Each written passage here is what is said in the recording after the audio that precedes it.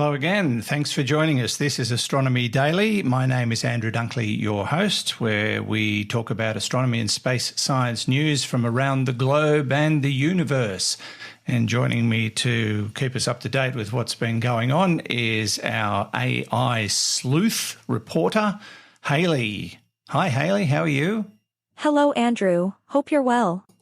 Yeah, good. Let's not dilly-dally. Let's get straight to the headlines. What's dilly-dally? Well, you just did it, really, so... I don't understand. Well, maybe Google it. Okay. The Astronomy Daily Podcast with Andrew Dunkley. Here's the news. NASA engineers have replaced leaky seals on the two fuel lines on the Artemis 1 moon rocket over the weekend, which will, hopefully, result in a successful fueling test to see if the repairs have worked. The repair work plugged a hydrogen fuel leak in an 8-inch line leading into the core stage of the SLS rocket. NASA will now run tests to see if the hydrogen leaks are indeed fixed, and that will allow NASA to perform a so-called kickstart bleed test on the SLS rocket's 4 main engines. The test is designed to chill the engines to a temperature of minus 420 degrees Fahrenheit or minus 251 degrees Celsius to enable them to take on the superchilled propellant. After 2 launch postponements, there's still no word on when the next launch attempt will be scheduled. Now to another glitch facing the Artemis mission. Capstone, otherwise known as the Cislunar Autonomous Positioning System Technology Operations and Navigation Experiment. Capstone is a CubeSat which has been deployed as part of the preliminary work for the Artemis 1 mission. Its role is to test the near rectilinear halo orbit around the Moon and to test an autonomous positioning orbit system. Well, the satellite has gone into safe mode after a trajectory correction maneuver. Apparently, it encountered a problem late in the burn, according to NASA. NASA also said that they noticed unusual activity on the Deep Space Network, which Capstone was using, and the issues were similar to problems they had back in July when the spacecraft was deployed. The mission team has been able to connect with the craft and are working on a solution. Japan has always proven itself to be one of the most innovative countries in the world, no one would deny that, but things have changed recently, which might come as a surprise to many. Over the last 10 years or so, they haven't been keeping pace with other countries who are pumping out scientific papers and academic data at a much higher rate. The reason is said to be the decline in Japan's population, which simply means there are fewer professionals coming through, and that includes researchers and academics. Japan's output in areas of science and similar fields has dropped by more than 30% in the last decade, compared to the incredible growth in academic output by China. And, it's been speculated that if Jupiter's orbit changed, life on Earth might be better than it is now. I believe, Andrew, that you and Professor Fred have discussed the possibility that Earth isn't the best planet for life, and this might be an example of that claim. While Jupiter has been helpful in taking asteroid hits for us for millions of years, it could do better according to a new study. And now we're just speculating, but if Jupiter had a different orbit, it might have done a much better job. The study focused on how Earth's axis was affected over time by Jupiter's gravity and how that figured in our climate and weather. In short, the current situation puts us closer to the Sun, but had Jupiter's orbit had been somewhat different, Earth's temperature scales might have seen more landmass in the temperate range of the Sun and life here would be much better. But who's going to go out there and tell Jupiter, not me? And that's the news, Andrew. Thanks, Halley. You make a good point. Jupiter is the biggest kid in the schoolyard. We don't want to upset him or her, for that matter. All right, we'll get back to you later. Now to black holes, the subject of many inquiries from Space Nuts listeners on our other podcast with Professor Fred Watson. Back in 1963, a mathematician named Roy Kerr found a solution to Einstein's equations that precisely described the space-time outside, what we now call a rotating black hole. It's been 60 years since then, and researchers have been trying to show that these Kerr black holes are stable. Now, to do that, researchers needed to subject black holes to minor disturbances, which, had to be done through electronic modelling. And then they wanted to see what happens to the solutions that describe these objects as time moves forward. Well, the results are in, and it does indeed look like they've reached a milestone in the mathematical development of general relativity. There were 4 serious attempts to destabilise a slow-moving black hole, and they were lucky enough to see the consequences of their experiment. The latest paper is a collective achievement and a new contribution to be viewed as a triumph in the field. The researchers, though, didn't determine precisely how small the ratio of angular momentum to mass had to be in order to endure stability, but stability is what they found in slow rotating black holes. Now, getting past the restriction will require quite a bit of work, and they're not sure that they'll succeed. It does appear that what they've discovered or confirmed only occurs to slow rotation black holes.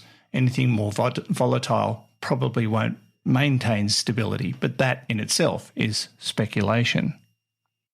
From black holes to brand new satellites, Europe's first Metostat third-generation imager, or the MTG-I-1 satellite, which leaves the south of France at the end of the month aboard a ship bound for French Guiana, where it will be launched, is a satellite that's in the very last stages of being checked and ready for shipment. The ship carrying the MTG-I-1 satellite set sail from Marseille, or will set sail from Marseille on September the 26th. And once it's reached its location around 7 weeks later, MTG-I-1 will be ready for launch. Now, this is a new generation weather satellite, and it will offer some really interesting and new concepts compared to the images provided by the current technology. Provided by the Metostat second generation, it's a real-time lightning imaging and infrared sounding capable unit for early detection of severe storms, basically. In full configuration, it's expected to produce at least 50 times more data than the current geostationary Metostat second-generation satellites, and it'll deliver the data much faster. And more to the point, the data will be much higher resolution than anything else available today. So pretty exciting for meteorologists. Have you ever seen a meteorologist get excited? Yay. That about sizes it up. The Astronomy Daily Podcast with Andrew Dunkley. Have you heard of Thwaites Glacier? This is a humongous glacier in Antarctica, and it's sometimes referred to as the Doomsday Glacier. Well, it's in the news at the moment because of climate change. Apparently, this glacier is retreating twice as fast as it was 3 decades ago and losing something like 50 billion tonnes of ice per year. Now, it gets its ominous nickname because of the implications of basically it turning into a liquid rather than being ice.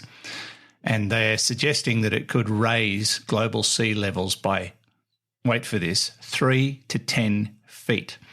Well, a new study from an international team of researchers has used underwater robots to map what the glacier has been up to, and it's revealed that at some point in the last 200 years, when the bump, as they call it, that was propping up the glacier retreated more than 2 to 3 times faster than it does now.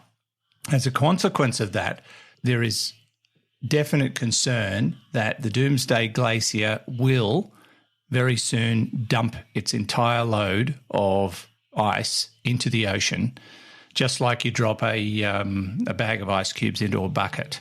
And the consequences of that could be deeply significant. And I'm not playing around with the word deeply.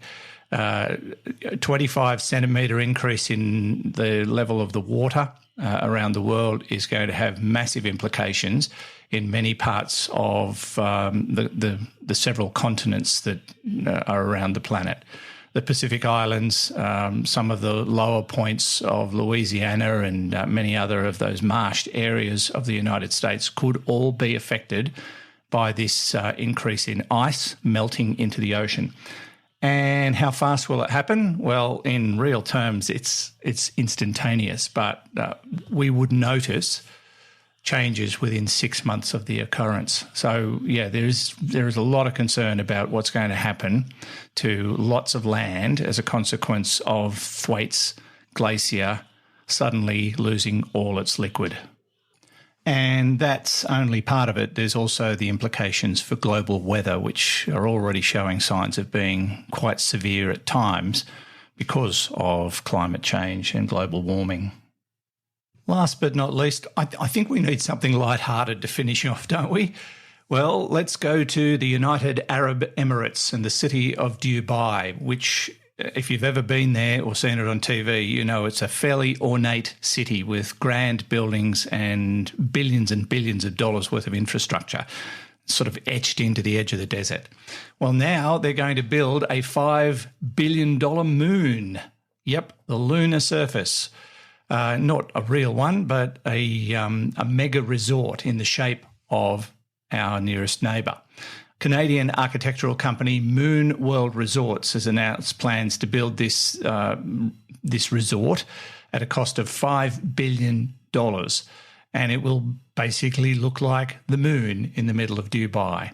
The area around the resort's lunar surface is designed to give you the sensation of being on the top of the moon, walking on the moon, just like all those astronauts did so many years ago.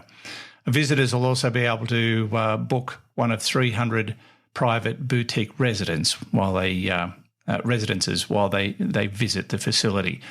The building will also be a hub for space agencies and astronauts planning their future missions into space. So, yeah, there are many motives behind this, but big bucks is probably the main one.